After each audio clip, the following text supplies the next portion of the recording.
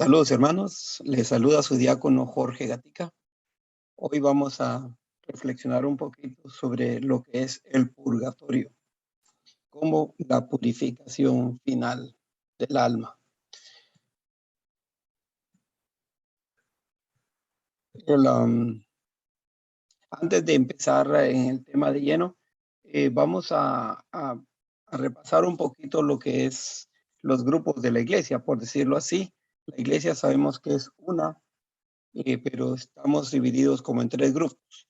La iglesia triunfante, que es la que acabamos de celebrar el 1 de noviembre, pues sabemos que son todos los santos y santas que ya gozan de la presencia de Dios en el cielo. Ellos ya están en santidad plena, purificados y todo, pues gozando de Dios en el cielo. Y ya no sufren las tentaciones del demonio, ni de la carne, ni del mundo. Y ya su fe está completa, ya no necesitan incluso la fe porque ya están viviendo las promesas. Ahora, la iglesia militante somos nosotros. La iglesia militante, pues somos todos los cristianos aquí en la tierra y como la palabra lo dice, militante, es porque estamos en una lucha continua todavía contra las tentaciones del demonio, las tentaciones de la carne, las flaquezas de la carne y también las tentaciones del mundo que constantemente nos están haciendo caer. Y se dice militante porque es una lucha.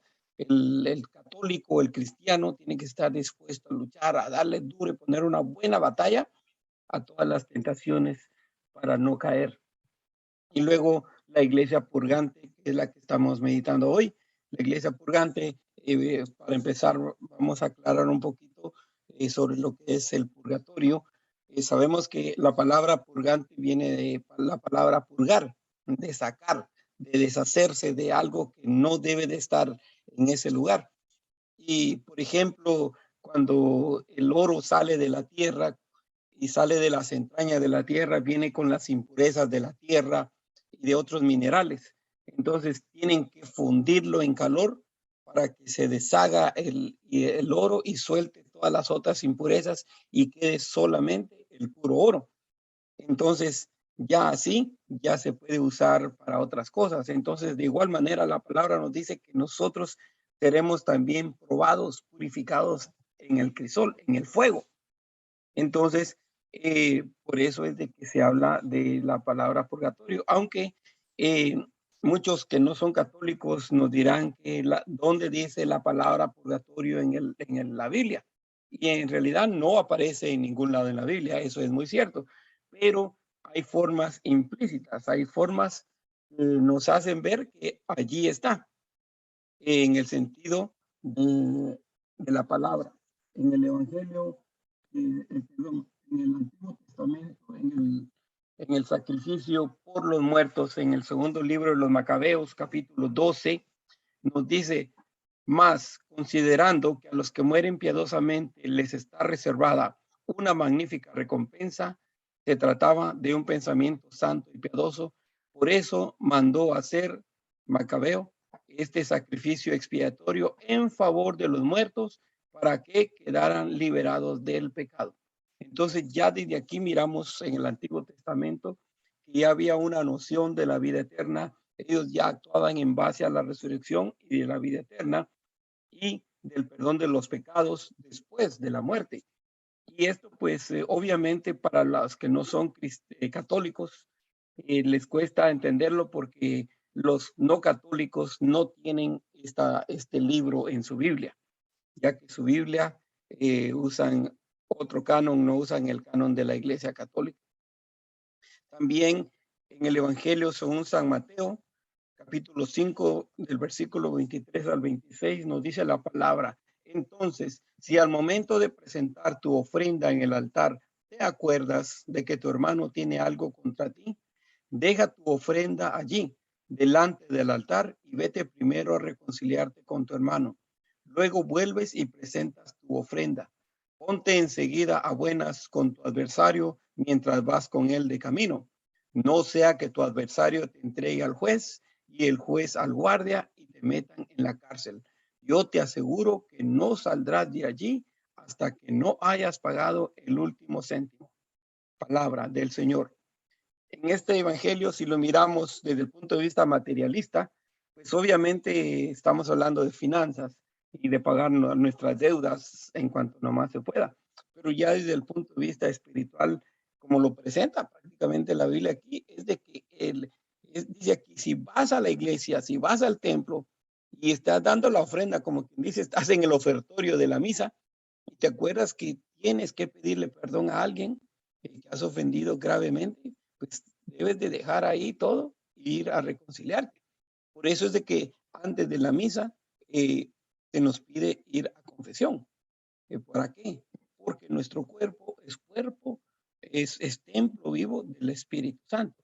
Entonces, no podemos nosotros recibir a Jesús en nuestro corazón, en la comunión, con impurezas en el corazón. Eso está como que usted invite a una persona importante a su casa y no la limpie y le haga pasar por la cocina o el baño de invitados y tiene los botes llenos de basura. Entonces, ¿qué va a hacer? Le va a dar vergüenza a usted o si es que le importa, pues, ¿verdad? Y el invitado no se va a sentir bienvenido porque se siente incómodo. Entonces, así es la presencia de Dios en nosotros cuando lo recibimos y no estamos listos con un corazón limpio y puro para recibirlo. Por eso se nos invita a ir a confesión antes de ir a misa para poder recibir la comunión, porque vamos a recibir al Rey de Reyes, Señor de Señores. Pero aquí, si se dan cuenta, dice aquí que dice, no vaya a ser que te entreguen al juez, el juez al guardia y te metan en la cárcel y no salgas de ahí hasta que no hayas pagado todo. O sea que aquí, cuando hablamos del purgatorio, la iglesia no dice que es un lugar. El purgatorio no es un lugar. El purgatorio es un estado, en el sentido de que, por ejemplo, cuando usted está llenando documentos para algo importante y le preguntan cuál es su estado civil, y usted dice soltero, casado, viudo, divorciado, whatever, lo que usted, cualquiera que sea su situación, ese es su estado. Pero no es que cambie usted, simplemente es un estado. Y de la misma forma, el purgatorio es un estado, una situación que pasa el espíritu hasta que es purificado. Entonces, por eso es que no es un lugar, por decir así. Por eso es que incluso en la Biblia, con razón, ni aparece el nombre, porque no es un lugar, es un estado. Es como cuando usted está en pecado o está en santidad. Es la misma persona, nuestra condición es interior. Entonces, el purgatorio, como cristianos, como católicos que somos, creemos que tenemos un Dios que es misericordioso, un Dios que nos ama, un Dios que es todo amor. Y el purgatorio existe gracias, o se nos da la oportunidad del purgatorio gracias al amor y la misericordia que Dios tiene hacia nosotros. Mire lo que nos dice la segunda carta de San Pedro, capítulo 3. Dice, pero hay algo, queridos hermanos, que no podéis ignorar, que para el Señor un día es como 1000 años y 1000 años como un día. No se retrasa el Señor en el cumplimiento de la promesa, como algunos lo suponen.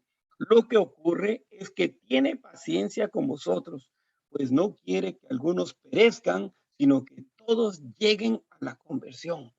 Entonces, tenemos un Dios que nos ama, que quiere que todos nos salvemos, que nadie se pierda. Y por eso es de que Él nos tiene paciencia.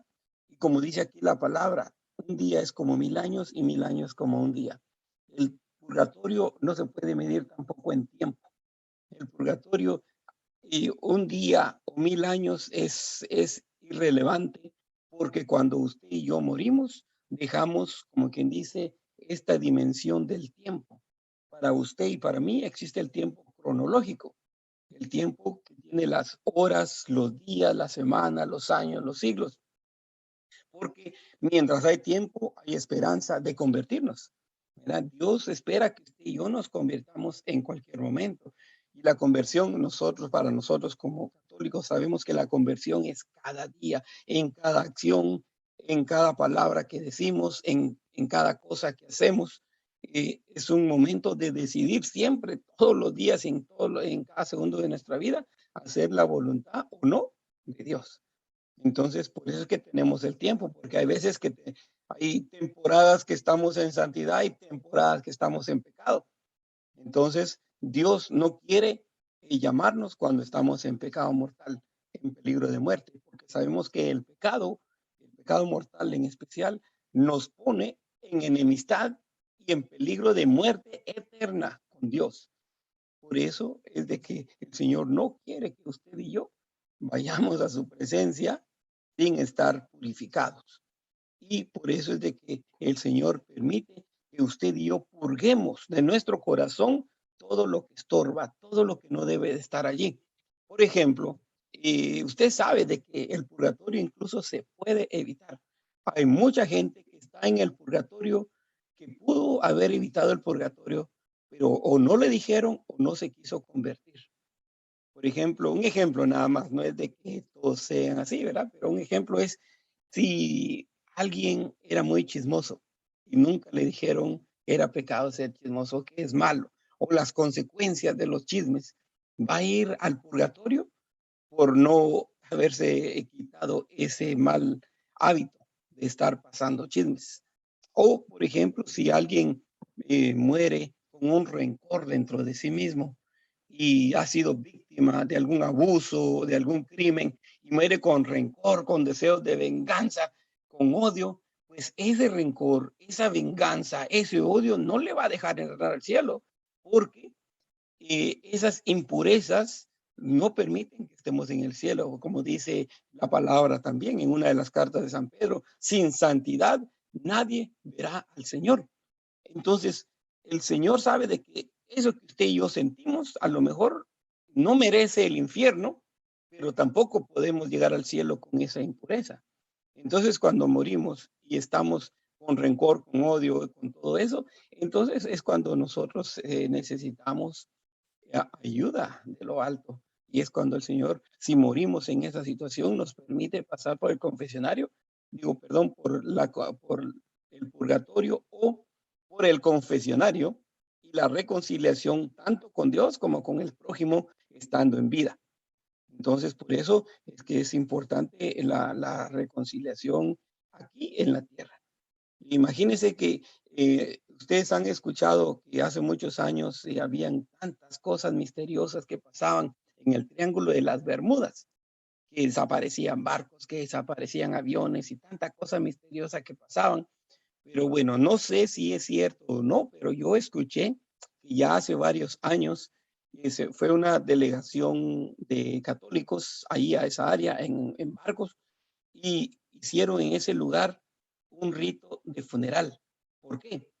Pues cuentan algunos que en los tiempos de la conquista, en los tiempos de la colonización de América, cuando secuestraban, tomaban a los morenitos que estaban en África y los traían para América, pues estos morenitos venían enojados, venían con rencor, con deseos de pelear, con toda clase de sentimientos negativos porque los habían arrancado de su familia y de sus costumbres y de su idioma.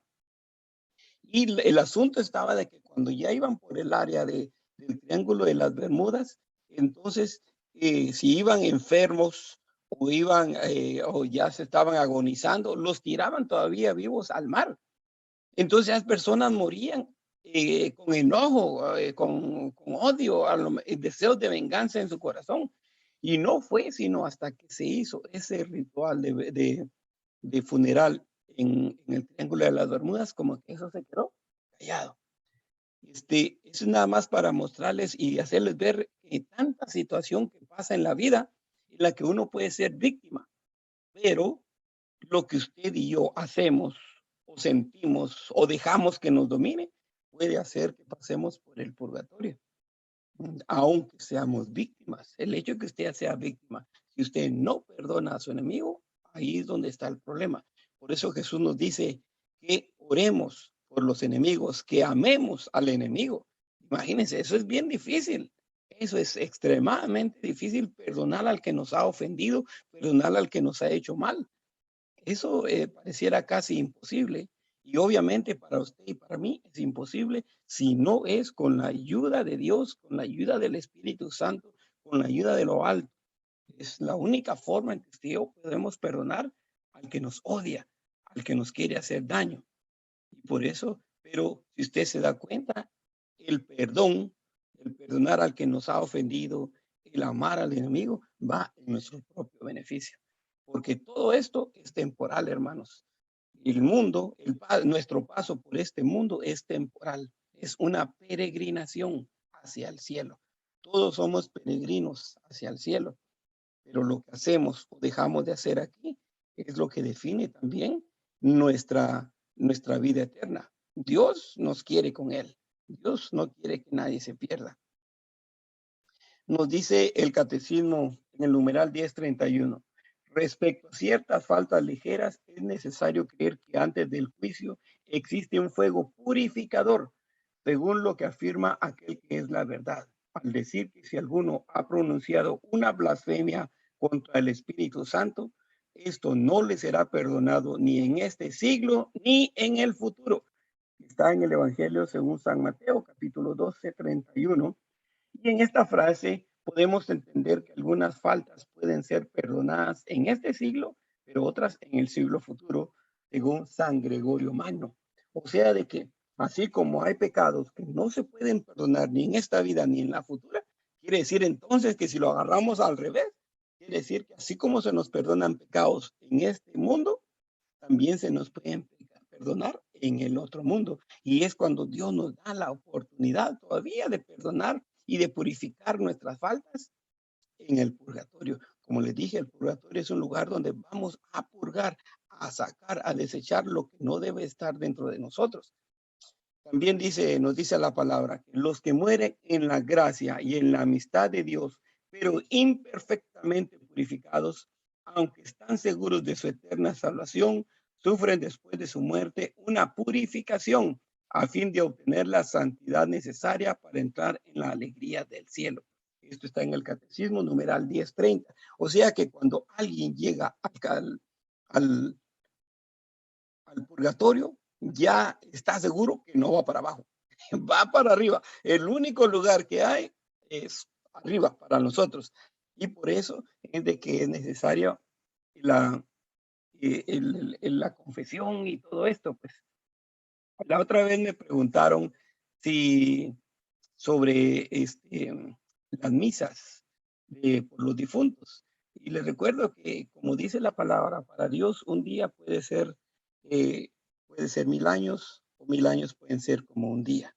Si alguien, digamos, le viene el aniversario de su difunto y quiere presentar y quiere hacer una misa por el difunto, está bien, organícela con tiempo, porque las intenciones de la misa solo hay una. Y a veces en una parroquia hay 500, 600 familias, entonces no alcanzaría un año para hacer una misa por cada difunto en cada familia. Entonces, por eso, si para usted es importante, programe su misa con tiempo. Y claro que si alguien acaba de fallecer, eso es diferente. Pero cuando son aniversarios, es bueno hablar con el padre, hablar con la parroquia con tiempo, un año antes, si es posible, que para reservar la misa que usted quiere. Y sin embargo, hay gente que dice, yo le pagué 10 misas por mi difunto. ¿Y de qué sirve que usted le haga 10, 15, 20 misas si no está comulgando? Y usted hace más beneficio a un alma que está en el purgatorio, que usted le ofrezca la misa, pero que comulgue, que reciba la Eucaristía en ese momento, porque entonces así usted puede hablar directamente con Jesús e interceder por su difunto, por el alma del purgatorio que usted está intercediendo. Entonces, por eso es de que usted y yo estamos llamados a comulgar en cada misa y no dejar por un lado ese sacramento. Así que usted puede pagar 20,000 misas, pero si no comulga, no le va a valer mucho. Recuerde que cuando usted va al sacramento de la confesión, se supone que usted le pide perdón a Dios. Pero supongamos que el fallecido, usted no le perdonó algo, usted debe de perdonarle lo que sea al fallecido, porque con el perdón usted tiene el poder de liberar, de romper cadenas que atan a esa persona que puede estar en el purgatorio.